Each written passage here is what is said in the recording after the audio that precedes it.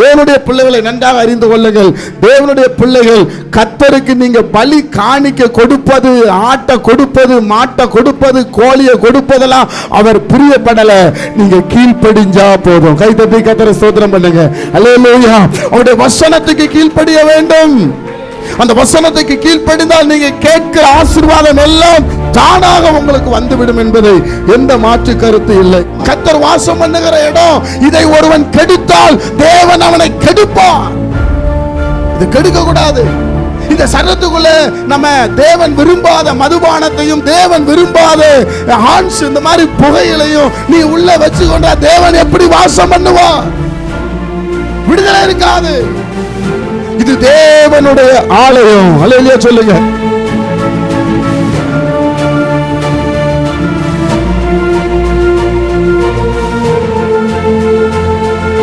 உபவாச ஜெபத்திலே ஆண்டவரை பற்றி நாம் பேசும்போது, கிறிஸ்துவின் அன்பை விட்டு நம்மை பிரிப்பவன் யார்? உபத்திரவமோ, வியாகுலமோ, வேதனையோ, பசியோ, நிர்வாணமோ எதுவுமே நம்மை பிரிக்காது என்று சொன்னேன். இன்றைக்கு ஆண்டவரிடத்திலிருந்து நம்மை பிரிப்பது எதெல்லாம் பிரிக்கும், அதை நாம் அறிந்து கொள்ள வேண்டும். ஒரு குழி திறந்து கிடக்கிறது, அதில் பிள்ளைகள் விழுந்து கொண்டிருக்கிறார்கள். அந்த குழியை மூடணுங்கிறதை காட்டிலும் அந்த குழி திறந்து போட்டாங்க நான் காப்பாற்றப்பட்டேன்னு சொல்வது வெற்றி அல்ல, அந்த குழியை மூடுவது தான் வெற்றி. கைகளை தட்டி கர்த்தரை மையப்படுத்துங்க. அல்லேலூயா.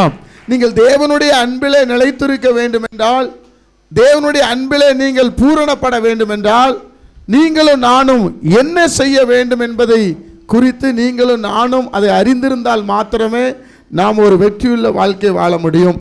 அதே ரோமர் எழுதின புத்தகம் 8ஆம் அதிகாரம் 38ஆம் வசனத்தை நாம் வாசிக்கும் போது கீழே ஒரு சில காரியங்களை சொல்லுகிறார். 38, 39 நம்ம வாசிக்கும் போது, மரணமானாலும் ஜீவனானாலும் தேவதூதர்களானாலும் அதிகாரங்களானாலும் வல்லமைகளானாலும் நிகழ்காரியங்களானாலும் வரும் காரியங்களானாலும் உயர்வானாலும் தாழ்வானாலும் வேறெந்த சிருஷ்டியானாலும் நம்முடைய கர்த்தராகிய கிறிஸ்து இயேசுவில் உள்ள தேவனுடைய அன்பை விட்டு நம்மை பிரிக்க மாட்டாது என்று நிச்சயித்திருக்கிறேன். கைகளை தட்டி கர்த்தருடைய பிள்ளைகள் ஸ்தோத்திரம் பண்ணுங்க. அல்லேலூயா. இதெல்லாம் என்னை பிரிக்காது. கர்த்தர்ட்ட இருந்து பணம் இல்லை, கர்த்தரை விட்டு போக மாட்டேன். சொத்து இல்லை, கர்த்தரை விட்டு போக மாட்டேன். உயிரே போகும் நிலைமை வந்தாலும் பரவாயில்ல, கர்த்தரை விட்டு போக மாட்டேன். கர்த்தர் நம்மை விட்டு போக மாட்டார். ஆனால் தேவன் நம்மை விட்டு போக வேண்டிய சில சூழ்நிலைகள் வருகிறது. இன்னைக்கு தேவனுடைய பிள்ளைகள் நான் தேவனோடு இருக்கிறேன் என்று சொல்லுகிறோம், ஆனால் தேவன் இல்லாமல் இருக்கிறோம். வேதம் சொல்லுகிறது, சிம்சோன் தேவனுடைய ஆவி அவனிடத்திலிருந்து விலகினதை அறியாதிருந்தான். சவுல் ராஜா தன்னிடத்திலிருந்து தேவனுடைய ஆவி விலகினதை அறியாதிருந்தான். தேவனுடைய பிள்ளைகளுக்கு தேவனுடைய ஆவி இல்லாததை அறிய முடியாத ஒரு சூழ்நிலை இருக்கிறது. அதைத்தான் இன்றைக்கு நம்ம தியானிக்க போகிறோம். இதெல்லாம் என்ன பிரிக்காது, ஆனா பிரிக்கிற காரியம் உண்டு. தேவனுடைய பிள்ளைகள் நீங்க நன்றாக கவனிக்கணும். அதைத்தான் கர்த்தர் இன்றைக்கு சொல்லுகிறார். எது நம்மளை விட்டு தேவனை விட்டு பிரிக்கும் நம்மை? அப்ப அந்த பிரிக்கிற காரியத்தை நாம் செயல்படக்கூடாது. அதுல ரொம்ப கவனமா இருக்க வேண்டும். ஆண்டவர் விரும்புகிறதை செய்ய வேண்டும். உங்களுக்கு விடுதலை வேண்டும் என்றால் நீங்கள் ஆண்டவர் விரும்புகிறதை செய்ய வேண்டும். ஆண்டவருக்கு பிரியமா இருக்க வேண்டும். நீங்க எப்படி வேணாலும் வாழுவேன், எப்படி வேணாலும் இருப்பேன், என்ன வேணாலும் செய்வேன் அப்படி சொன்னால் தேவன் நம்மளை ஆசீர்வதிக்க முடியாது. தேவ சித்தத்துக்கு ஒப்பு கொடுக்க வேண்டும். அறியாத காலங்களிலே தேவன் காணாதவர் போல் இருக்கிறார். இப்போ அறிந்த பிற்பாடு தேவன் ஒவ்வொருவரும் மனம் திரும்ப வேண்டும் என்று விரும்புகிறார். அல்லேலூயா. அதனாலதான் நம்முடைய ஊழியத்திலே எச்சரிப்பை குறித்து பேசிக்கொண்டே இருக்கிறோம், ஜாக்கிரதை குறித்து பேசிக்கொண்டே இருக்கிறோம், பரிசுத்தத்தை குறித்து பேசிக்கொண்டே இருக்கிறோம், நீதியை குறித்து பேசிக்கொண்டே இருக்கிறோம், நியாயத்தை குறித்து பேசிக்கொண்டே இருக்கிறோம். இயேசுனுடைய வருகை வருகிறதா இருக்கிறதுனால தேவனுடைய பிள்ளைகளை, அப்ப தேவனை விட்டு நம்மை பிரிக்கிற காரியம் என்ற முதலாவது ஒன்று அறிந்து கொள்ளுங்கள். நாம் கீழ்ப்படியாமை தேவனை விட்டு நம்மளை தேவனுடைய அன்பை விட்டு பிரிச்சிடும். கீழ்ப்படியாத பிள்ளைகளை தேவன் ஆசீர்வதிக்க முடியாது. தேவனுடைய பிள்ளைகள் தேவனுக்கு கீழ்ப்படிய வேண்டும், தேவனுடைய வார்த்தைக்கு கீழ்ப்படிய வேண்டும், தேவனுடைய வசனத்துக்கு கீழ்ப்படிய வேண்டும், தேவனுடைய கற்பனைக்கு கீழ்ப்படிய வேண்டும், தேவனுடைய கட்டளைக்கு கீழ்ப்படிய வேண்டும். தேவனுடைய கட்டளை என்ன என்பதை நீங்கள் அறிந்து கொள்ள வேண்டும். அதனால தான் இன்னைக்கு நிறைய குடும்பத்தில் தடைகள், திருமண தடைகள், குழந்தை தடைகள், வீட்டு தடைகள், போராட்டங்கள்.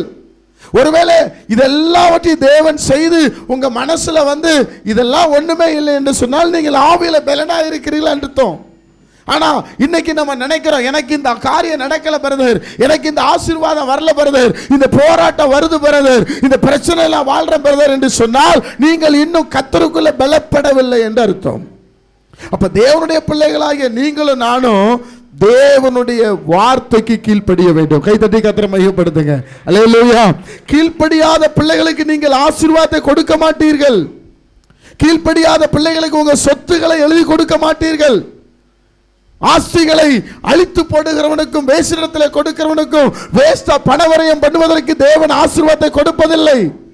அதனால்தான் வேதம் சொல்லுகிறது, கிறிஸ்துவின் அன்பை விட்டு நம்மை பிரிக்கிற ஒன்று என்னது? கீழ்ப்படியாமை. அல்லேலூயா. பக்கத்தில் கைப்பிடி சொல்லுங்க, ஆண்டவருக்கு கீழ்ப்படிங்க, வசனத்துக்கு கீழ்ப்படிங்க, வார்த்தைக்கு கீழ்ப்படிங்க.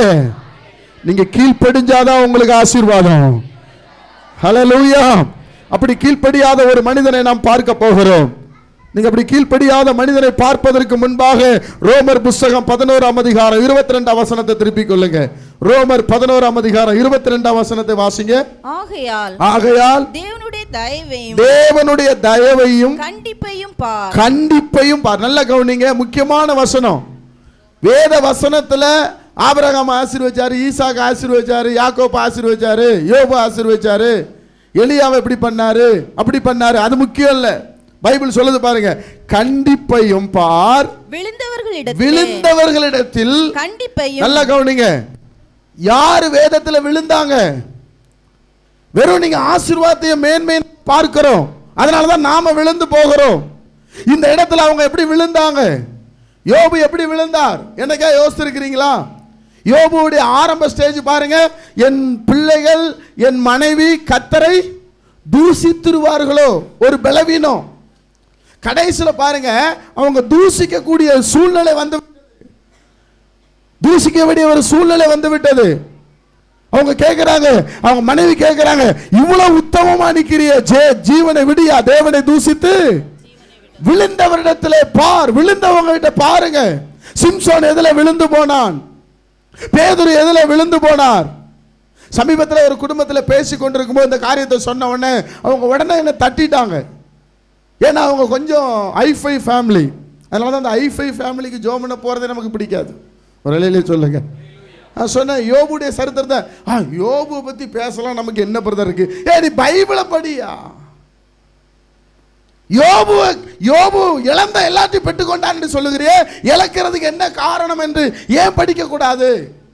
உங்களிடத்தில் சொல்லுகிற நான் வெறும் ஆசீர்வாதத்தை சொல்ல பெரிய விஷயமே இல்லை. என் கர்த்தர் செங்கடலை பிளந்தார், என் கர்த்தர் மரித்தவனை உயிரோடு எழுப்பினார், என் கர்த்தர் நாயின் வீறுவதனை சுகமாக்கினார், என் கர்த்தர் 5 அப்பம் 2 மீனை ஆசீர்வதித்தார், என் கர்த்தர் கை சூமிரனை சரியாக்கினார், என் கை கர்த்தர் 38 வருஷமா படுத்தவன, அதெல்லாம் எனக்கு மனப்பாடமாவே தெரியும். அது உங்களை உயிர்ப்பிக்காது, உயிர்ப்பிக்கும். ஆனால் இதை செய்வதற்கு முன்பாக ஒன்று சொல்லுகிறாரு, அது நமக்கு தேவையா இருக்கிறது. கைதட்டி கர்த்தரை ஸ்தோத்திரம் பண்ணுங்க. அல்லேலூயா. இதை பண்ணும் பொழுதுதான் இது நடக்கும்.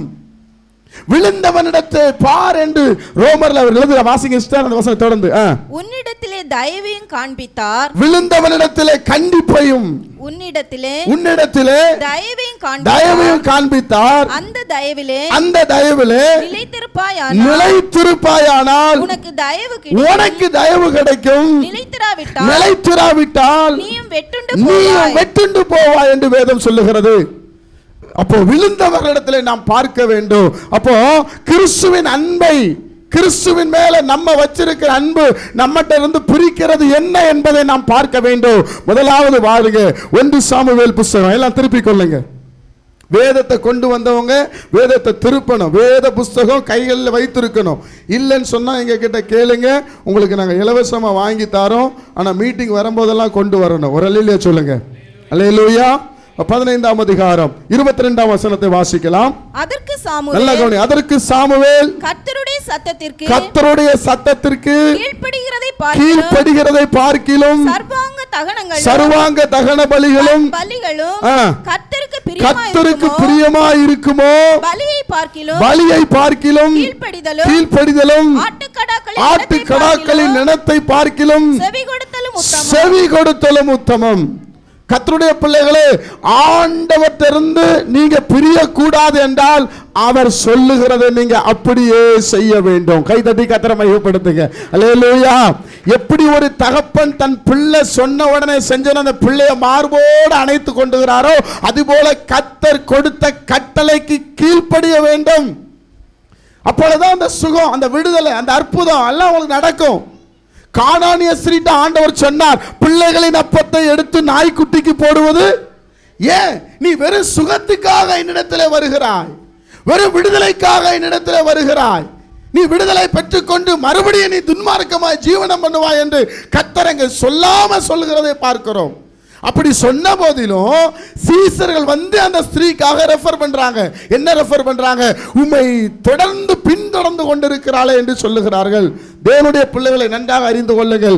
தேவனுடைய பிள்ளைகள், கர்த்தருக்கு நீங்க பலி காணிக்க கொடுப்பது, ஆட்டை கொடுப்பது, மாட்டை கொடுப்பது, கோழியை கொடுப்பதெல்லாம் அவர் பிரியப்படல. நீங்க கீழ்ப்படிஞ்சா போதும். கைதட்டி கர்த்தரை ஸ்தோத்திரம் பண்ணுங்க. அல்லேலூயா. அவருடைய வசனத்துக்கு கீழ்ப்படிய வேண்டும். அந்த வசனத்துக்கு கீழ்ப்படிந்தால் நீங்க கேட்கிற ஆசீர்வாதம் எல்லாம் தானாக உங்களுக்கு வந்துவிடும் என்பதை எந்த மாற்று கருத்து இல்லை. தேவனுடைய பிள்ளைகளை பாருங்க, அதே 3ஆம் வசனத்தை, அதே 15ஆம் அதிகாரம், ஏன் அந்த வார்த்தையை சொல்ல காரணம் என்ன? 15ஆம் அதிகாரம் 3ஆம் வசனத்தை நாம் வாசிக்கலாம். இப்போதும் நீ போய் அமலேக்கை மடங்கடித்து, நல்லா கவனிங்க, அமலேக்கை மடங்கடித்து அவனுக்கு உண்டான எல்லாவற்றையும் சங்கரித்து அவன் மேல் இரக்க வைக்காமல் புருஷரையும் ஸ்திரீகளையும் பிள்ளைகளையும் குழந்தைகளையும் மாடுகளையும் ஆடுகளையும் ஒட்டகங்களையும் கழுதைகளையும் கொண்டு போட கடவாய் என்கிறார். எப்படி சொல்றார் பாத்தீங்களா? என்னங்க ஆண்டவர் இப்படி சாகடிக்கலாம் சொல்றாரு. வர்றேன், அந்த சத்தியத்துக்கு வருகிறேன். இன்னைக்கு தேவனுடைய பிள்ளைகள் இன்னைக்கு நிறைய பேர் என்ன நினைக்கிறோம்? அன்பா இருந்துட்டா தேவன் எல்லாவற்றையும் பார்த்துக்கொள்ள. இல்லை பிரியமானவர்களை, கீழ்ப்படிதல் முக்கியம். ஆண்டவர் சொல்லியிருக்கலாம், எல்லாத்தையும் முடிச்சிருப்பான்னு சொல்லிட்டு வந்தா இவர் சாக்கு போக்க சொல்ல நேரம் இருக்கிறது. ஆனா ஆண்டவர் அப்படி சொல்லல, எல்லாவற்றையும் தனித்தனியா சொல்லுகிறார். ஆடு, மாடு, ஒட்டகம். ஏன் சொல்ல காரணம் என்ன? ஏன் ஆண்டவர் சொல்ல காரணம் என்ன காரணம் என்று சொல்லி நீங்க பார்த்தீர்கள் என்றால், யாத்ரா புஸ்தகத்தில் அது எழுதுகிறார். தேவனுடைய பிள்ளைகளே, யாத்ராகமம் 17ஆம் அதிகாரம் யாத்ராகமம் திருப்பிக் கொள்ளுங்க. 17ஆம் அதிகாரம் 8ஆம் வசனத்துல நீங்க ஒரு அழகான ஒரு காரியத்தை சொல்லப்பட்டிருக்கும். அது வாசிட்டு நம்ம திரும்பி இங்க வரலாம். அமலேக் வந்து இஸ்ரவேலோட யுத்தம் பண்ணாங்க. நல்ல கவனிங்க தங்கச்சிமார், யுத்தம் பண்ணாங்க. அதனாலதான் கர்த்தர் இங்க என்ன சொல்றாரு? இப்போ வாசிங்க 15ஆம் அதிகாரம் 2ஆம் வசனத்தை வாசிங்க. 15 2ஆம் அதிகாரம் சேனைகள் கர்த்தர் சொல்லுகிறது என்னவென்றால், இஸ்ரவேலர் எகிப்திலிருந்து வந்தபோது அமலேக்கு அவர்களுக்கு வழிமறித்த செய்கையை மனதிலே வைத்திருக்கிறேன். யார் வைத்திருக்கிறார்? கர்த்தர் வைத்திருக்கிறார். எத்தனை ஜெனரேஷன் தாண்டி போச்சுங்க. எகிப்தில இருந்து மோசே கூட்டிட்டு வராரு. இந்த நிகழ்ச்சி மாறாவி அந்த தண்ணீரை கண்மலையில குடுக்கிற நேரத்தில் நடக்கிற விஷயம். நல்ல கவனிங்க. ஒரு ஜெனரேஷனுக்கு முன்னாடி, 2 ஜெனரேஷனுக்கு முன்னாடி உங்க தகப்பனார் பட்ட கஷ்டம், உங்க தாயார் பட்ட கஷ்டம் நீங்க மறந்திருக்கலாம். கர்த்தர் மறக்க மாட்டார். கை தட்டுங்க பார்க்கலாம். ஒரு ஆமென் சொல்லுங்க. அல்லேலூயா. எத்தனையோ ஜெனரேஷனுக்கு முன்பாக வழிமறிச்சது, வெறும் வழிமறிக்கல, யுத்தம் பண்றாங்க, சண்டை போடுறாங்க, அவங்களை தொழுக விடல, கர்த்தரை துதிக்க விடல.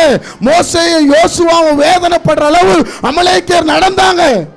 அமலேக்கியர் நடந்ததுனாலதான் கர்த்தர் நான் மனதிலே வைத்திருக்கிறேன் என்று சொல்லுகிறார். மனதிலே வைத்திருக்கிறேன் என்று சொன்ன கர்த்தர் தான் சொல்றாரு, அவங்கள ஒண்ணு விடாத. ஏன் அப்படி சொல்லுகிறார்? அவர்கள் எல்லாம் ஜனங்களை வழி தப்பி பண்ணுகிறவர்கள், பாகாலுக்கு தூபம் காட்ட வைக்கிறவர்கள், இஸ்ரவேல் ஜனங்களை பாவம் செய்ய வைக்கிறவர்கள், தேவன் விரும்பாத காரியத்தை செய்ய வைக்கிறவர்கள் அதிலே தேவன் எப்பவும் கண்டிப்பாகத்தான் இருப்பார். கைத்தட்டி கர்த்தரை மகிமைப்படுத்துங்க. அல்லேலூயா. அதில் அட்ஜஸ்ட்மெண்டே கிடையாது தேவனுடைய பிள்ளைகள். ஆனால் இந்த சவுல் அதை யோசிக்காதபடி ஆண்டவர் என்னை ராஜாவை ஆக்கினதை மறந்து போனதுனாலதான் அவன் என்ன செய்கிறான்? 15ஆம் அதிகாரம் 9ஆம் வசனத்தை நாம் வாசிக்கும் போது, சவுலும் ஜனங்களும் ஆகாகையும் ஆடு மாடுகளில் முதல் தரமான, நல்ல கவனிங்க, இவன் பிரிக்க ஆரம்பிச்சுட்டான். முதல் தரத்தை, ஃபர்ஸ்ட் தரம் அழகா இருக்குது. ஏங்க, எத்தனையோ ஜெனரேஷனுக்கு முன்னாடி நடந்த பிரச்சனை அப்பமும் அழகா இருந்துச்சு. இப்போ எத்தனையோ ஜெனரேஷனுக்கு அப்புறமும் என்ன அழகா இருக்குது? ஒட்டகம் அழகா இருக்குது, ஆடு அழகா இருக்குது, மாடு அழகா இருக்குது. பாருங்க, வேதம் சொல்லுகிறது முதல் தரமானவைகளையும் இரண்டாம் தரமானவைகளையும் ஆட்டுக்குட்டிகளையும் நலமான எல்லாவற்றையும் அழித்து போட மனதில்லாமல், சிலரை விட்டு விலகின்னு சொன்னா நமக்கு மனசே இருக்காது. பக்கத்துல கைப்பிடி சொல்லுங்க, சிலரை விட்டு விலகின்னு சொன்னா விலகவே மாட்டோம். அவன்கிட்டயே சுரிஞ்சிட்டு கிடப்போம். அதனாலதான் உருப்படாம போறோம். நம்ம விலகின்னு சொல்றாருல, மனது இல்லையா? என்ன இல்லை அவங்கள விட்டு விலகிறதுக்கு? இவனுக்கு என்ன இல்லை? அதை அடிக்க மனது இல்லை, அங்கேயே போய் கிடப்பான். அதான் சொல்றாருல, விலகுன்றாரு. நீ விலகுனாதான் உனக்கு ஆசீர்வாதம். இவனுக்கு மனது இல்லாததுனால, இவர் உண்டாக்கினவருக்கு யார் ஜனங்களை பிரியப்படுத்துறதுக்கு மனது இல்லாததுனால, வாசிக்க தொடர்ந்து, அற்பமானவைகளும் உதவாதவைகளுமான சகல வஸ்துகளையும் முற்றிலும் அழித்து போட்டான். அது எதுக்கு அழிக்கணும்? கர்த்தருக்கு முதல் தரம் வேண்டாமா? வீட்டில் சும்மா கிடக்கும் பிரதர், பெஞ்சு ஒன்று கிடக்கு, எடுத்து சர்ச்சைக்கு யூஸ் பண்ணிக்கிறீங்களா? யூஸே பண்றதில்ல பிரதர், வாங்கி போட்டோம் பாருங்க. பிரயோஜனம் இல்லாதது குப்பை தானாவே அழிஞ்சிடும். பக்கத்தில் எப்படி சொல்லுங்க, அது கொஞ்ச நாள் தானாவே குப்பைக்கு போயிடும். அதை கொண்டு என்ன பண்ணாதீங்க. நல்லதெல்லாம் இவர் வீட்டுக்குள்ள வச்சுக்கிறார் பீரோவில். எத்தனை பேர் இப்படி வச்சிருக்கீங்கன்னு தெரியல. கொடுக்கறத நல்லதை கொடுங்க. கைத்தட்டி கர்த்தரை மகிமைப்படுத்துங்க. அல்லேலூயா. கொடுக்கணும் நினைச்சிட்டீங்கன்னா பெஸ்டா கொடுங்க. அல்லேலூயா. ஆமா, வேஸ்டான நோட்டு, சில நோட்டெல்லாம் எடுத்துட்டு நான் அழுவேன். 20 ரூபா நோட்டை பார்த்துட்டு, ஆண்டவரே இந்த நோட்டை எடுத்து எனக்கு கடைக்கே கொடுக்க. சரி, யார்கிட்ட இல்லையோ தெரியலப்பா, அவங்களுக்கு இந்த 20 ரூபாய்க்கு பதிலாக புது 20 ரூபா ஒரு 1000 நோட்டு கொடுத்துருங்கன்னு சொல்லுவேன். கைத்தட்டுங்க பார்க்கலாம். ராபர்ட் சொல்லுங்க. முதல் தரமானதெல்லாம் எடுத்து எங்க வச்சுக்கிட்டாரு? கத்திருக்கான். பிரயோஜனமானது, அற்பம் உள்ளது, பிரயோஜனமற்றதை கொண்டு வந்து என்ன பண்ணாராம்? சங்கரி. அது நீ அடிக்க வேண்டாம், அதுவே செத்து போயிடும். பிரயோஜனம் இல்லாத என்ன பண்ணும்? நீ யுத்தம் பண்ணி சண்டை போட வேண்டாம். பைபிள் அப்படிதான் நம்ம எடுத்துக்கணும். இல்லை என்ன சொல்றாரு பாருங்க, வாசிக்க சுதந்திரம் ஒரு வாசிங்கள நல்லா இருக்கும், எல்லாம் தெரியட்டும். சவுலும் ஜனங்களும் ஆகாகையும் ஆடு மாடுகளில் முதல் தரமானவைகளையும் இரண்டாம் தரமானவைகளையும் ஆட்டுக்குட்டிகளையும் நலமான எல்லாவற்றையும் அழித்து போட மனதில்லாமல் தப்ப வச்சு ஒதுக்கிரு. இது வச்சு, இது நல்ல கம்மல், இது எங்க தாத்தா 3 வருஷத்துக்கு முன்னாடி கொடுக்கணும்னு நினைச்சிட்டா கை தட்டி கொடுத்துடணும். கை தட்டி கர்த்தரை ஸ்தோத்திரம் பண்ணுங்க. அல்லேலூயா. தப்ப வைத்து அற்பமானவைகளும் உதவாதவைகளும் பிரயோஜனம் இல்லை. நோஞ்சா ஆடு, நோஞ்சா ஒட்டகம், அதே நாளைக்கு சாவர மாதிரி கிடக்கு. அது எப்படி கிடக்கு? அதே நாளைக்கு அல்லேலூயா வராத. அல்லேலூயா. நாளைக்கு சாவர மாதிரி கிடக்கு, விட்டு அதே செத்து போயிடும். அதை கொண்டு வந்து எங்க கொடுக்குறான்? கொண்டு போட்டான். இன்னைக்கு நான் அதை அப்படி இப்படி மேட்ச் பண்றேன். நீ கர்த்தருக்கு கொடுக்கறதுல சொல்றேன். அல்லேலூயா சொல்லுங்க. அல்லேலூயா. அழித்து போட்டான். அழித்து போட்டதுனால தான் ஆண்டவருக்கு என்ன வந்துட்டு? சவுல் மேல கீழ்ப்படியல, கோபம் வந்து விட்டது. தேவனுடைய பிள்ளைகளே, தேவன் உங்களை ஒரு இடத்துல இருந்து பிரிச்சு எடுத்துட்டா, தேவன் திரும்பி போன்னு சொல்ற வரைக்கும் போகாதீங்க. கைத்தட்டி கர்த்தரை மகிமைப்படுத்துங்க. அல்லேலூயா. யாக்கோப சொன்னாரு, அவன் சொல்லிட்டு போனாரு, நான் திரும்பி வந்து எத்தனை வருஷம்? 7 வருஷம் மூத்த பொண்ணு, 7 வருஷம் ரெண்டாவது பொண்ணு, 14 வருஷம் வேலை செஞ்சாரு. அதுக்கப்புறம் தான் வருகிறார். அதுக்குள்ள ஏசாயோட மனசை என்ன பண்ணிட்டாரு? பக்குவப்படுத்திட்டார். கர்த்தர் உங்களுக்கு ஒரு வார்த்தை சொன்ன என்றால் எந்த இடத்துலனாலும் தெரிதான் கர்த்தருடைய நாமத்தில் புறப்பட்டுருங்க. அல்லேலூயா. கீழ்ப்படிஞ்சிருங்க. கீழ்ப்படுகிறது தான் ஒரு ஆசீர்வாதம். கீழ்ப்படுகிறது. நீங்கள் யோசிச்சு பாருங்களேன். நான் இதே கலங்கத்தரில் இருந்தேன். 5000 ரூபாய் வாடகை. 5000 ரூபாய் ரொம்ப கஷ்டப்பட்டு கொடுப்பேன். என்னால் கொடுக்க முடியாது. மாதம் ஆனால் 1ஆம் தேதி கொடுக்கணும்னு ஆசை வந்துடும். ஆனால் 2ஆம் தேதி 3ஆம் தேதி ஆயிரும். அவங்க எங்கள் அத்தை தான் அவங்க கண்டிஷன் பண்ணி வாடகை கேட்டதில்லை. ஆரம்பத்திலேருந்து 4000 ரூபாய்க்கு வந்தேன். 2009 2018 வரைக்கும் இருந்தேன். நல்ல ஊழியம் செய்தோம். அதில் அவங்க ஒரு நாள் என்னை சத்தம் போட்டதே கிடையாது. அப்போது நாளாக என்ன ஆகுதுன்னு சொன்னால், பிள்ளைகள் பெருசாகிட்டு வராங்க. ஊழியத்துக்கு போயிட்டு வந்தால் கொஞ்சம் ரெஸ்ட் எடுக்க முடியல. நான் உள்ளே போனால் எனக்கு 3 பொம்பளை பிள்ளை இருக்குது. தெரியுமா உங்களுக்கு? 3 குளிக்க போனால் என்ன வெளியே அனுப்பிச்சிருவோம். அப்போ ஒரு நாள் ஆண்டவர்கிட்ட கேட்டேன், ஏசப்பா ஒரு ரூமு தனியாக கிடைக்காதான்னு சொல்லி ஜோம் பண்ணி 3 நாள் ஜோம் பண்ணேன். அப்போ கர்த்தர் சொன்னார், நீ இன்னொரு வீடை பாரு அப்படின்னார். ஆனால் எனக்கு தேவைகள் பெருசு. 5000 ரூபாய் வாடகை கொடுக்க முடியல. இப்போ நான் ஊழியத்துக்கு வரேன், ஊழியத்தில் இருக்கிறேன். இப்போ பெரிய வீடு போனால் 10,000 ரூபாய் கட்டாயம் தேவைப்படும், 11,000 ரூபாய் கட்டாயம் தேவைப்படும். ஆனால் எப்படி கொடுப்பது? யாரிடத்தில் சொல்லுவது? யார் நமக்கு உதவி செய்வா? யார் நமக்கு தர முடியும்? யார்கிட்ட போய் சொல்ல முடியும் என்று ரொம்ப வைராக்கியமாக கத்தெடுத்த நல்ல கவனிங்க. அப்போ ஒரு நாள் ஆண்டவர் இறங்கி என்னோடு பேசினார். நீ தானே கேட்ட உன் பிள்ளைகள் நல்லா வளர்க்கணும்னு சொல்லி, நீ வீடை பாரு, நான் தருகிறேன் என்று சொன்னார். சரி என்று வீடை பார்ப்பதற்காக அங்கங்கே அலைந்தோம். அப்போ எங்களுடைய சித்தப்பா ஒருத்தங்க அந்த கோல்டன் ஸ்டோர், அவங்க எங்கள் சொந்தக்காரங்க, அவங்கக்கிட்ட சொல்லி வச்சுருந்தோம். அப்போ அந்த மாடி வீடு எங்களை காண்பித்தார்கள். மேலே போய் பார்க்கும்போது கூட எனக்கு மனசு திக்கு நடிக்குது. 50,000 ரூபாய் அட்வான்ஸு. ஏற்கனவே 25,000 ரூபா தான் அட்வான்ஸு. அங்கே 50,000 ரூபாய் அட்வான்ஸு. மேற்கொண்டு அட்வான்ஸ் கொடுக்க பணம் கிடையாது. பெரிய கேள்விக்குறி. வீடை பார்த்தாச்சு. இரவு ஜெபத்தில் வந்து கேட்குறேன், ஆண்டவரே வீடை பாருன்னு சொல்லிட்டீங்க, வீடை பார்த்துட்டேன், இப்போ 50,000 ரூபாய் கொடுக்கணும், நான் என்ன செய்யணும் என்று சொன்னேன். கர்த்தர் சொன்னார், அமைதியாயிரு. அடுத்த நாள் காலையில் 8 மணிக்கு கொட்டாய் கூடாரம் இருந்தது. 8 மணிக்கு எனக்கு ஒரு ஃபோன் கால் வருகிறது. நடந்த சம்பவத்தை சொல்லுகிறேன். கர்த்தர் எப்படியெல்லாம் நடத்துவார் தெய்வ மனிதர்களே என்பதற்கு ஃபோன் பண்ணேன். பிரதர் கொஞ்சம் நீங்கள் கூடாரம் வரைக்கும் வர முடியுமான்னு கேட்டாங்க. நான் சொன்னேன், நைட்டு நான் ப்ரேயர் பண்ணி லேட்டாக தான் வந்தேன், எதுக்கு கூடாரம் கூப்பிடுறீங்கன்னு. கொஞ்சம் வாங்க பிரதர், உங்களை பார்க்கணும் என்று சொன்னார். நான் போனேன். 500 ரூபாய் நோட்டு ஒரு கெட்டு அப்படியே என்னுடைய கரத்தில் கொடுத்தாங்க. நான் எதற்கு என்று சொல்லி கேட்டேன். ஏன் கொடுக்குறீங்க, என்ன காரணம்னு சொன்னேன். இல்லை, எனக்கு ஆவியானவர் சொன்னால், ஆண்டவர் சொன்னார் உங்களுக்கு கொடுக்க சொல்லி, இன்றைக்கி ஏதோ ஒரு தேவைக்காக இருக்கிறீங்க என்று சொன்னார்.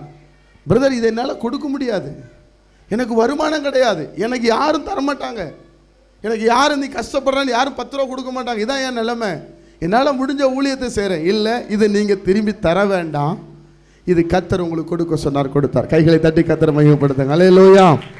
அந்த இடத்துல இருந்து நான் கர்த்தர்ட்ட கேட்டேன், இதை வச்சு நான் என்ன செய்யணும்னு சொன்னேன். நீ வீட்டுக்கு கூட போகாத, ஹவுஸ் ஓனர் வீட்டுக்கு போய் என்று சொன்னார். என்னுடைய ஹவுஸ் ஓனர் தனலட்சுமி டிம்பெட்டிப்போ, அவங்க வீடு வந்து ஜிஎஸ் ரோட்டில் இருக்குது. அங்கே போய் அவங்ககிட்ட கொடுத்து சாய் வாங்கிட்டு வந்து ஆண்டவர்கிட்ட ஒன்று சொன்னேன், அட்வான்ஸு கொடுத்துட்டேன், வாடகை எப்படி கொடுக்க போகிறேன் ஆண்டவரே சொன்னேன். ஆண்டவரே இது வரைக்கும் நான் சம்பாதிக்கும் போது 5ஆம் தேதி 6ஆம் தேதி கொடுத்தேன், ஆனால் இப்போ நான் ஊழியம் பண்ணுறேன், நான் என் மனைவிட்ட ஒரு பொட்டு நகை வாங்க மாட்டேன், என் சொந்தக்காரங்க யார் காலையில் விட மாட்டேன், யாருக்கிட்டையும் 10 ரூபா கேட்க மாட்டேன், ஆனால் நான் ஒவ்வொரு மாதமும் 10,000 ரூபா வாடகை, அது வீடு 3 ரூம் இருக்கும்.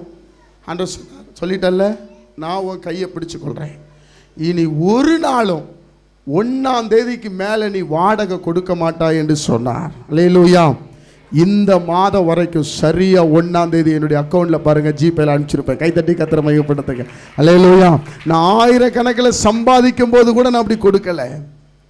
தேவனுடைய பிள்ளைகளை, தேவனுடைய வார்த்தைக்கு இல்லை என்னால் முடியாது, நான் அவிசுவாசம் இருந்திருந்தா இன்னைக்கு பாருங்க, நாங்கள் ஜெபிப்பதற்கோ நாங்கள் தங்குவதற்கோ எங்களுக்கு எவ்வளோ மனசில் ஒரு ஆறுதல், தேவனை துதிப்பதற்கு ஒரு ரூமு, தேவனை ஆராதிப்பதற்கு ஒரு ரூமு, படுக்கிறதுக்கு நல்ல ஒரு பெட்ரூம், பிள்ளைகளுக்கு ஒரு பெட்ரூம், எவ்வளோ ஒரு சமாதானமான வாழ்க்கை. தேவனுடைய பிள்ளைகளை, இந்த கீழ்ப்படியாமையினால தேவன் சவுலை தள்ளினார். நீங்கள் ஆண்டவருடைய வார்த்தைக்கு கீழ்ப்படிங்க, ஆண்டவர்கிட்ட கேளுங்க, ஆண்டவரே எதனால எனக்கு இந்த பிரச்சனை, எதனால எனக்கு இந்த போராட்டம்? இன்னைக்கு நான் சொல்லுகிறேன், கர்த்தர் எனக்கு வாக்கு பண்ணினபடி, அவருடைய கட்டளைக்கு நான் பயந்து நடக்கிறபடியால் உங்கள் முன்பாக ₹1 கூட கடன் இல்லாமல் இருக்கிறேன். கைகளை தட்டி கர்த்தரை ஸ்தோத்திரம் பண்ணுங்க. எனக்கு ₹1 கடன் கிடையாது. இப்போ கூட நான் கடனுக்கு நினைச்சா வாங்கலாம், அது எனக்கு தேவை கிடையாது. இருந்தா பண்ணுவோம், அவ்வளோதான். உடைய மனைவிட்ட சாயங்காலம் நானும் என் மனைவி உட்காந்து ரூமில் 2 பேரும் சொன்னோம், ஏமா விபிஎஸ்க்கு இவ்வளோ வந்திருக்குது, உன் மனசை திடப்படுத்திக்கோ. இவ்வளவுதான் கர்த்தர் கொடுத்துருக்கிறார். இந்த அளவுக்குள்ள 7 நாள் சொல்கிறோம். இந்த பணம் என்ன அளவு நமக்கு தேவைப்படுகிறதோ அதோட இந்த மண்டபம் 5 நாளோ 4 நாளோ முடிச்சிடணும். இழுத்துட்டு போகக்கூடாது. என் சகோதர சகோதரிகளுக்கு கஷ்டத்தை கொடுக்கக்கூடாது. அன்னை மனசு கஷ்டப்படுறாங்கன்னு சொல்லி அவங்க பணத்தை கொண்டு வந்து கொடுக்கக்கூடாது. அது எனக்கு பிரியமே கிடையாது. ஒரு அல்லேலூயா சொல்லுங்க. நாங்கள் 2 பேரும் ரூமில் உட்காந்து கிஃப்ட் அளவை குறைச்சிரு, சாப்பாடு அளவை குறைச்சிரு, பிள்ளைகளுக்கு நல்லா சொல்லிக் கொடுப்போம், நம்மகிட்ட இருக்கிற பணத்தை வச்சு செய்வோம், கடனை வாங்கி ஊழியம் செய்யணும்னு பைபிள் சொல்லவே இல்லை. ஒரு அல்லேலூயா சொல்லுங்க. அல்லேலூயா. உன்னை அப்படி தான் சொல்லிட்டு வந்தேன். ஏன்னா எனக்கு தெரியும் என் ஆண்டவர் பெரியவர் என்பது எனக்கு தெரியும். ஏன்னா என் மனைவி ரொம்ப செய்யணும்னு ஆசைப்படுவாங்க. ஒரு பிள்ளைக்கு ₹600 கிஃப்ட் வாங்கணும்னு ஆசைப்படுறாங்க. 300 பிள்ளைகள்லாம் ₹2,00,000 தேவனுடைய பிள்ளைகளே 2 விஷயம்தான். தந்தா கர்த்தருக்கு, தரலன்னா அவருக்கு பிரியம் இல்லை. இந்த மனப்போக்குவம் நமக்கு வந்துருச்சுன்னா நம்ம எங்கேயுமே போய் கடன் வாங்க மாட்டோம். கைதட்டி கர்த்தரை மகிமைப்படுத்துங்க. அல்லேலூயா. எனக்கு இது வேணும் அது வேணும் சொல்லவே மாட்டோம். அப்படிதான் நாங்கள் எண்ணி வந்தோம். ஆனால் நான் ஒன்று சொல்கிறேன், நிச்சயமாக 7 நாட்கள் இந்த இடத்துல விபிஎஸ் நடக்கும். கைதட்டி கர்த்தரை மகிமைப்படுத்து. அல்லேலூயா, அல்லேலூயா. கீழ்ப்படிவதில் தான் மேன்மை. நீ கீழ்ப்படியவில்லை என்றால் தேவனுடைய அன்பை விட்டு விலகிற முடியும். கர்த்தர் என் இருதயத்தை பார்க்கிறாரு. அடே இவன் கடன் வாங்க மாட்டான், ஜனங்கள்கிட்ட சொல்ல மாட்டான், இங்க வராதவங்கள்ட்ட காணிக்க வாங்க மாட்டான்னு கர்த்தருக்கு தெரியும். இவன் பயங்கரமான ஆளுன்னு கர்த்தருக்கு தெரியும். தந்தா ஊழியம் செய்வேன், தரலன்னா கம்முன்னு இருந்துருவேன் கர்த்தருக்கு தெரியும். அதனால தான் அவர் அற்புதத்து மேல் அற்புதத்தை செய்கிறார், அதிசயத்து மேல் அதிசயத்தை செய்கிறார். அல்லேலூயா. இப்போ நீங்க எவ்வளவுதான் கொடுத்து கர்த்தரை சந்தோஷப்படுத்த முடியாது. அவர் வார்த்தைக்கு கீழ்ப்படிந்தால் உங்க வியாதி, உங்க பிரச்சனை எல்லாம் மாறி போயிடும். கைகளை தட்டி கர்த்தரை மகிமைப்படுத்துங்க. அல்லேலூயா, அல்லேலூயா. தேவனுடைய பிள்ளைகளே, இந்த சவுலுடைய வாழ்க்கையில அவன் கீழ்ப்படியாததனால தேவன் அவனை விட்டு விலகினார். வேதம் சொல்லுகிறது, சவுலுக்காக சாமுவேல் துக்கித்து கொண்டிருந்தான் என்று சொல்லப்பட்டிருக்கிறது. உங்க வாழ்க்கையில கர்த்தர் என்ன சொல்லுகிறாரோ சொல்லுகிற வார்த்தைக்கு நீங்கள் 100க்கு 100 கீழ்ப்படியுங்கள். கர்த்தருடைய அன்பை யாராலும் உங்களை விட்டு பிரிக்க முடியாது. கைதட்டி கர்த்தரை ஸ்தோத்திரம் பண்ணுங்க. அல்லேலூயா. அவருடைய வசனத்துக்கு கீழ்ப்படிங்க, அவருடைய வார்த்தைக்கு கீழ்ப்படிங்க. இயேசுவேன்னு நில்லுங்க, வசனத்தை வாசிங்க, தாகத்தோடு வாசிங்க, ஆண்டவர் மேல அன்பை வைத்து வாங்க. தேவனுடைய பிள்ளைகளே, அதைத்தான் நாம் பார்க்க முடிகிறது. பழைய ஏற்பாட்டு காலத்திலே சண்டைகள் போட்டார்கள், பழைய ஏற்பாட்டு காலத்தில் யுத்தங்கள் பண்ணினார்கள். ஆனா புதிய ஏற்பாட்டு காலத்தில் ஆண்டவர் அழகான சில காரியங்களை செய்கிறார். இரண்டாவதாக அவர் எப்படி தேவனுடைய பிள்ளைகள், தேவன் நம்ம விட்டு பிரியாது இருக்க காரியம். இரண்டாவது என்ன விஷயம் என்று சொன்னால், 1 கொரிந்தியர் புத்தகம் 3ஆம் அதிகாரம் 17ஆம் வசனத்தை நாம் வாசிக்க கேட்போம். 1 கொரிந்தியர் 3ஆம் அதிகாரம் 17ஆம் வசனத்தை வாசிக்கும் போது, ஒருவன் தேவனுடைய ஆலயத்தை கெடுத்தால் அவனை தேவன் கெடுப்பார். நல்லா பாருங்க ஐயா, சகோதரனே, சகோதரியே, வாலிப தங்கச்சி, தம்பி, ஒருவன் தேவனுடைய ஆலயத்தை கெடுத்தால் அவனை தேவன் கெடுப்பார். அப்படி வாசிங்க. தேவனுடைய ஆலயம் பரிசுத்தமா இருக்கிறது, நீங்களே அந்த ஆலயம். அந்த ஆலயம் எங்க இருக்கு? அந்த ஆலயம் எங்க இருக்கு? நீங்க போற சர்ச் இல்ல, உங்களுக்குள்ள இருக்குது. இரண்டாவது, ஆண்டவர் உங்களை விட்டு பிரிய காரணம் உங்க ஆலயத்தை நீங்க கெடுக்க கூடாது. இந்த எண்ணம் எனக்கு சின்ன வயசுல இருந்து இருந்தது. அதனாலதான் எந்த போதை வஸ்துக்கு நான் அடிமையாகல. இது ஆண்டவர் கொடுத்த சரீரம். இதுல ஆன்ஸ போட்டு, சிகரெட் அடிச்சு, பாக்கு போட்டு கெட்ட பழக்கத்துக்கு அடிமையாக நான் விரும்பவில்லை. இந்த அறிவு நமக்கு இருக்கு. இது தேவனுடைய ஆலயம். இந்த தேவன் வந்து வாசம் பண்ண வேண்டும் என்றால் இந்த ஆலயத்தை நீங்க சுத்தமா வச்சிருக்கணும். அல்லேலூயா. கம்மியா வருது, ஏன் அல்லேலூயா சொல்லுங்க. அல்லேலூயா. இதை எந்த அளவுக்கு சுத்தமா வைத்திருக்கிறீர்கள்? ஐயோ, ஆண்டவர் வாசம் பண்ணுகிறாரே, இயேசு வாசம் பண்ணுகிறாரே, இயேசு என் இருதயத்துக்குள்ள இருக்கிறாரேன்னு என்னைக்காவது யோசிச்சிருக்கீங்களா? நான் யோசிப்பேயா, ஒரு வார்த்தை, கெட்ட வார்த்தை, வாயில தடித்த வார்த்தை வந்தா, ஐயோ ஆண்டவர் உள்ள இருக்கிறாரே, எவ்வளவு வேதனைப்படுவாரு. நீங்களே அந்த ஆலயம், பிள்ளைகளை திட்டுகிறீர்களே, சொந்த எவ்வளவுக்குள்ள குறை சொல்றீங்களே, தேவனுடைய ஆலயம். அவர் அழகா எழுதுறார் பாருங்க, நீங்களே அந்த ஆலயம் என்று எழுதுகிறார். ஒருவன் தேவனுடைய ஆலயத்தை கெடுத்தால் அவனை தேவன் கெடுப்பார். 16ஆம் வசனத்தை வாசிங்க. 1 கொரிந்தியர் 3:16. நீங்கள் தேவனுடைய ஆலயமாய் இருக்கிறீர்கள் என்றும் தேவனுடைய ஆவி உங்களில் வாசமாய் இருக்கிறது என்றும் அறியாதிருக்கிறீர்களா? தேவன் நமக்குள்ள இருக்கிறாரே, நம்ம சொல்றதெல்லாம் நடக்குதே, கேட்கிறதெல்லாம் நடக்குதே, கர்த்தர் செய்கிறாரே. இந்த ஆலயத்தை கெடுத்துக் கொள்ளாதீர்கள். இயேசுவின் அன்பு உங்களை விட்டு விலகி போயிடும். தாழ்மையா சொல்றேன், தேவனுடைய ஆலயத்தை பரிசுத்தமா வைத்துக் கொள்ளுங்கள். அல்லேலூயா. பேசுற வார்த்தை, மனைவியை பேசுற வார்த்தை, கணவனை பேசுற வார்த்தை, தாய் தகப்பனை பேசுற வார்த்தை, கவனம். இது ஆலயம், கர்த்தர் வாசம் பண்ணுகிற இடம். இதை ஒருவன் கெடுத்தால் தேவன் அவனை கெடுப்பார். இது கெடுக்க கூடாது. அதனாலதான் தைரியமா இருக்கிறோம். நம்ம என்ன பண்ணிட்டோம், இதை சீக்கிரம் அழிஞ்சு போறதுக்கு. இந்த சரத்துக்குள்ள நம்ம தேவன் விரும்பாத மதுபானத்தையும், தேவன் விரும்பாத ஹான்ஸ், இந்த மாதிரி புகையிலையும் நீ உள்ள வச்சு கொண்டா தேவன் எப்படி வாசம் பண்ணுவார்? விடுதலை இருக்காது. இது தேவனுடைய ஆலயம். அல்லேலூயா சொல்லுங்க. அதனாலதான் 1:18 வசனத்தை வாசிக்கும் போது சொல்லுகிறார். 1 கொரிந்தியர் 3:18 வாசிங்க. ஒருவனும் தன்னைத்தானே வஞ்சியாதிருப்பானாக. ரொம்ப கவனம். இதை செஞ்சா நமக்கு எவ்வளவு பிரச்சனை வரும், இதை செஞ்சா என்ன போராட்டம் வரும், ஒவ்வொரு மனுஷனும் அறிய வேண்டும். சமீபத்தில் ஒரு பாப்பா திருநெல்வேலி மாவட்டத்தில் அந்த கன்வென்ஷனுக்கு போயிருக்கும் போது, அப்போ ஒரு பாப்பா என்னிடத்துல ஜெபிக்க வந்தாள். அப்போ நான் ஃபேமிலியில் நல்லா பேசி ஜெபம் பண்ணி முடிச்சுட்டு நான் கேட்கும்போது அந்த மகள்கிட்ட கேட்டேன், எப்படிம்மா வீட்டில் எப்படி இருக்கேன்ட்டு. எங்கள் அங்கிள், எங்கள் அப்பா அம்மா எங்ககிட்ட பேசுகிறதே இல்லை. உங்கள் அப்பா ஒரு நாள் உடனே கொஞ்சினதே இல்லை. ஐயோ, எங்கள் அப்பா என் பக்கத்தில் வந்தால் நாத்தம் அடிக்கும்ன்றது. என்ன அடிக்கும்?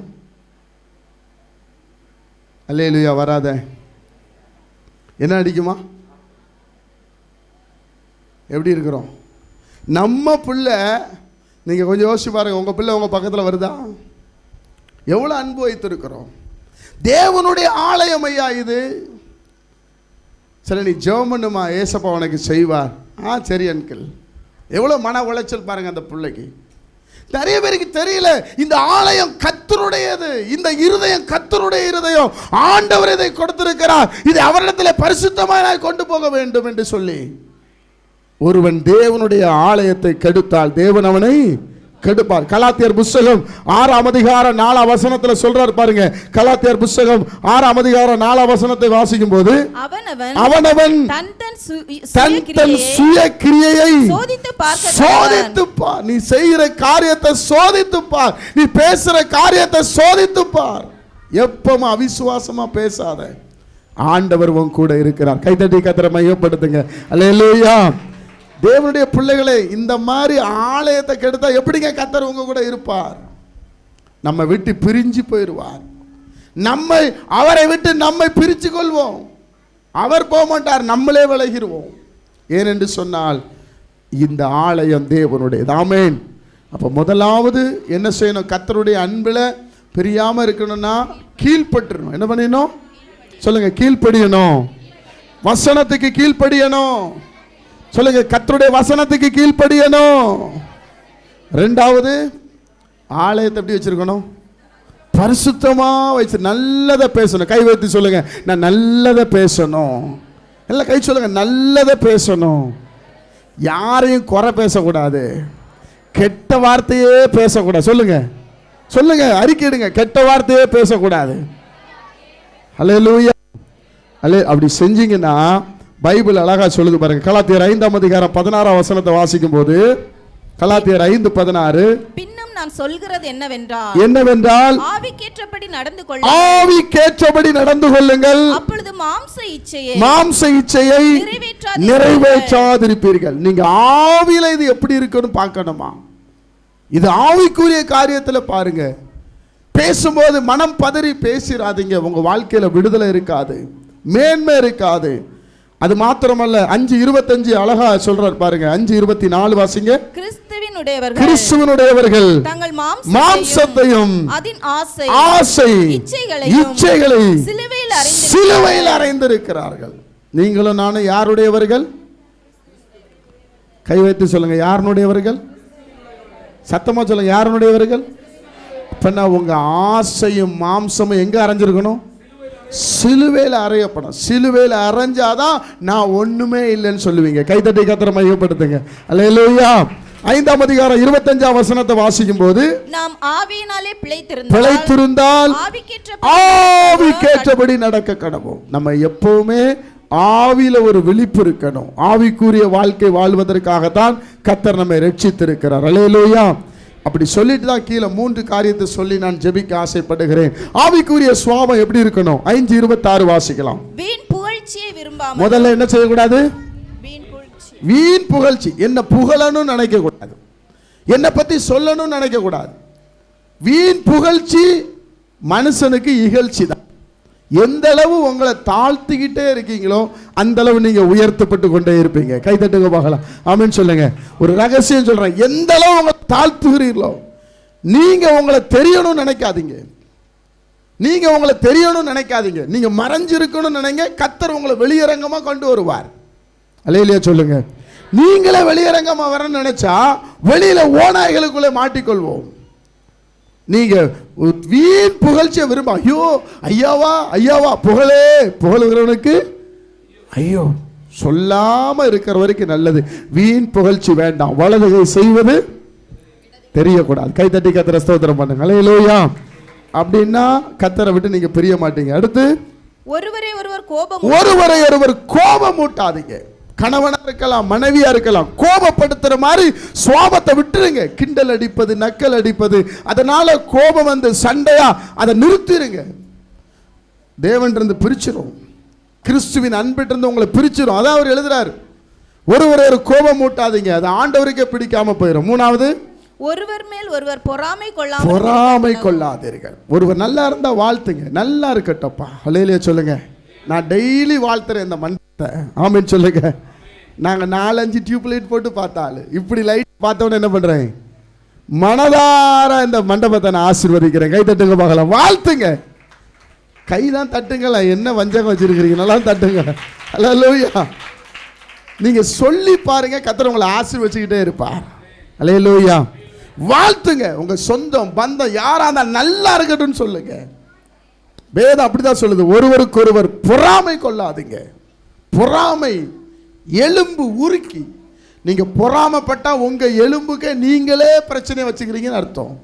உங்க சரீரம் நல்லா இருக்கணும்னா பொறாமையை தூக்கி போட்டுருங்க. பொறாமை இருந்தா கர்த்தருடைய அன்பு நம்ம மேல இருக்காது. அல்லேலூயா.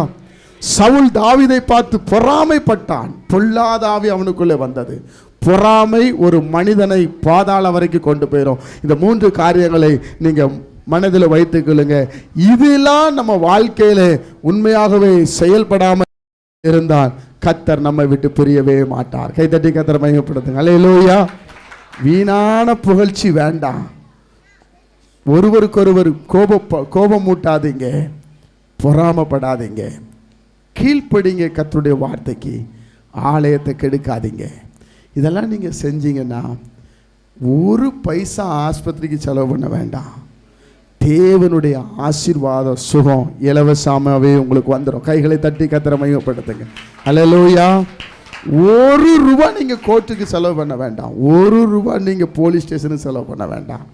உங்கள் வீடு ஆசீர்வாதமாக இருக்கும். இயேசுவின் நாமத்தை தீர்க்க தரிசனமாக சொல்லுகிறேன்.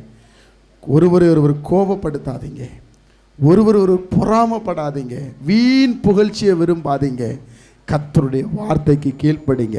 கர்த்தரை பார்ப்பதற்கு தேடி ஓடி வாங்க. ஆலயத்தை பரிசுத்தமாக வச்சுக்கிடுங்க. நீங்களே அந்த அடி சில நேரத்தில் அந்த நெஞ்சு வலிக்கும், சொல்ல முடியாது. எதுக்கு வலிக்கும் நமக்கே தெரியாது. நம்ம ஆண்டட்ட ஒன்று தான் கேட்குறோம், இந்த உளுந்து ஆஸ்பத்திரியில் கிடந்து அதால் கழுவுனேன் போனேங்கிற கதைலாம் இருக்கப்படாது. ஒரே மீச்சு முடிஞ்சா போச்சு, அப்படி தான் ஆண்டவர்கிட்ட கேட்டிருக்கோம். ஒரு அல்லையிலே சொல்லுங்கள். சில நேரத்தில் வலிக்கும் போது நம்ம சொல்லுவோம், ஆண்டவரே இந்த ஆலயம் இந்த சரீரத்துக்குள்ளே யார் இருக்கா? உலகத்தில் இருப்பவனை காட்டில எனக்குள்ள இருக்கிற இயேசு பெரியவர். அவ்வளோதான். அப்படி தான் ஜெபம். அதுக்காக பிரசங்கியாருக்கு நெஞ்சே வலிக்காதுன்னு பைபிள் சொல்லுதா? கிடையாது. நெஞ்சு வலிக்கும், வலிச்சாலும் நான் யாரை பார்க்குறேன்னு கர்த்தர் பார்ப்பார். ஆனால் எனக்கு தெரியும் இந்த ஆலயம் தேவன் வாசம் பண்ணுகிறது. இந்த ஆலயத்தை நீங்கள் கெடுத்து போடாதீர்கள். ஆலயத்தை பரிசுத்தமாக வச்சுக்கிடுங்க. வாயில் வந்தபடி பேசாதீங்க, நிதானமாக பேசுங்க. மருமகளை பேசினாலும் சரி, மாமியாரை பேசினாலும் சரி, யாரை பேசினாலும் நிதானமாக பேசுங்க. நியாயாதிபதி வாசலில் நின்று கொண்டிருக்கிறார். அந்த ஒரு பயம் நடுக்கம் உங்களுக்கு இருந்தால் உங்கள் குடும்பம் ஒரு குட்டி பரலோகமாய் மாறிடும். கைகளை தட்டி கர்த்தரை ஸ்தோத்திரம் பண்ணுங்க. நீங்கள் நல்லா இருப்பீங்க. உங்கள் வாழ்க்கையில் ஒரு நன்மை குறைவுபடாது. மனைவி பிள்ளைகளோட சமாதானமாக இருங்க. பிள்ளை பேரம்பேத்திகளோட சமாதானமாக இருப்பீங்க. நீங்கள் விட்டு கொடுக்கிற தன்மையும் தாழ்மையும் மனத்தாழ்மை இருந்தால் போதும், உங்கள் வீட்டில் எந்த பிரச்சனையும் வராது. ஒருவரை ஒரு கோபம் மூட்டாதீங்க. அவரும் ஜெபிக்கும்படி எழுந்து நிற்போம்.